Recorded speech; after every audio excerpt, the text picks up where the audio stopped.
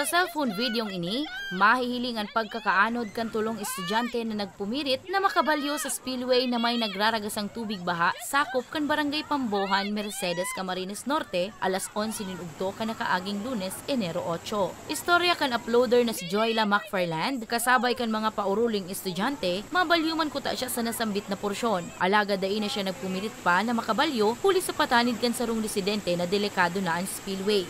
Punta ko doon kasi nga maulan, nilang nabaha dun sa ano. Sabi ko, bibidyohan ko. Ito naman nakalain na may aksidenteng mangyayari. Ngayon, sabi ko, mabidyo ako ng baha.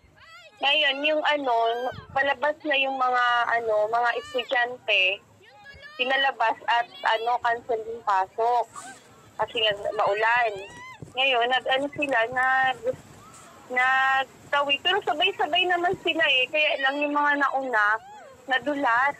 Enterong residente kan Purok 5, Sitio Atongon, Barangay Pambohan ang tulong minor de edad na estudyante. Duwa sa mga naanod ang magtugang dangan ang pinsan kan mga ini. Istorya ni Nanay Glenda, ina kan duwang magtugang na estudyante, nagkakaraputan ng mga biktima papabalyo sa spillway. Alagad na waaran balanse ang matuan niyang aki na nauli sa pagkakaanod kan mga biktima. Hindi ba naman talaga siya naman totally malakas yung tubig, hanggang patuhod pa lang daw po.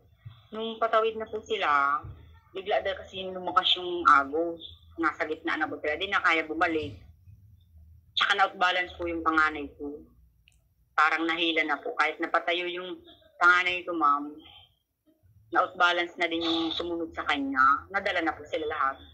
Sa impormasyon, huli sa kusog kan pag-uuran, pinauruli na kan eskwelahan ang mga estudyanteng mabalyo sa nasambit na spillway o itong mga estudyante nagikan sa Sitio Atongon, Barangay Pambohan, Barangay Matarom, asin Barangay Kulasi. Tulos man na na-rescue ang mga biktima na nakuha harani sa pampangnakan dagat. Istorya kan saro sa tulong nagtarabang na maisalbaran mga biktima na si Atoy Ambrosio, mabakal ko ta siya nin panira. Alagad, saro man siya sa mga natrap sa lugar. Kan nahiling niyang naanod na ang biktima, tulos niya man ining inakudiriran.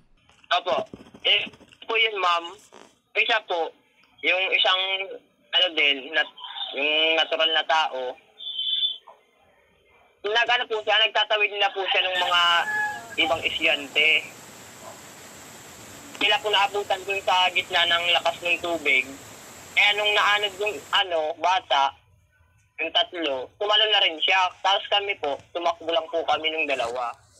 Bale, tumulong lang po kami, nanalo na sila sa baba ng tulay. Sa ngunyan, pigalat sa naman na maging maray na ang panahon sa lugar tanga ni makalaag naman in mga signages para mas maging alerto ang mga residentes urog na ang mga nag-aaraging estudyante. Puga-puga man ang ginigibong clearing operation sa lugar, mantang sa maabot na Pebrero, nakatalaan ng puunan ang konstruksyon kan dating tulay na naging spillway makalihis na magaba kan mga nag-araging bagyo. Kaya gusto kong manawagan sa inda na sana sa tuwing may baha dyan na lalo pat delikado, magulang sa mga taga-Pambuhan, kundi magmula pa naman sa inuta na barangay, na sana dahil na magpumirit na magdakit dyan kasi halata na lang ang tamang panahon na maghura. Patil di man dyan nabaning kadakol, di man dyan nabaning halawig na oras, mga 2 oras lang o 4 hours na papatunos ang tubig. Halata na lang dito. Ako po kaya ma'am, haloy na akong kasi day pa man first time ko kasing barangay Kagawad. Day pa talaga ako barangay Kagawad. PTA president pa lang ako. Chinichi ko na kasi siyempre po concerned ko yung sa mga estudyante. Saka at the same time po, ako kasi pastoral council din po ako ng parokya. Yaw po baga sa Kulati ang parokya na nasasakupan, nakakatakop sa matugtuog tulanot. Kaya ako po na pong monitor kayang salog kasi ito po bagang pataas. Hindi yung nag-aagi. Kaya itong information sa kuya nagmumula. Mientras tanto, nakaresibi man nin asistensya ang mga inanod na estudyante hali sa barangay matapos na maapektaran ang mga gamit kaini dara kan pagkakaanod. Para sa mga baretang Tatak Bicol, Danica Garcia.